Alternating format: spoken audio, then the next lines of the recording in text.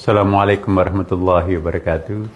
Saya Nasruddin Umar memohon maaf atas pernyataan saya yang terkait dengan zakat yang telah menimbulkan mungkin kesalahpahaman sebagian orang, terutama yang tidak hadir pada forum acara yang forum zakat itu ya.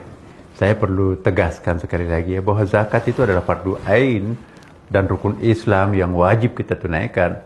Maksud pernyataan saya dalam Serasian 99 Ekonomi Syariah itu adalah ajakan untuk melakukan reorientasi pengelolaan dana umat dari sekedar hanya zakat oriented, zakat semuanya serba zakat, sebagai kewajiban dasar menuju optimalisasi beragam instrumen gitu kan, baik wakaf, infak, sedekah, jariyah, hibah, wasiat, luqata, fae,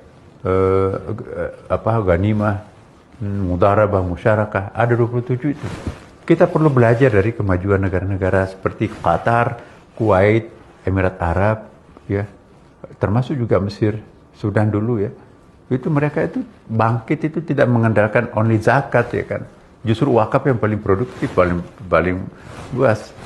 Di sana instrumen wakaf melalui Kementerian Wakaf menjadi motor penggerak pembangunan yang sangat masif.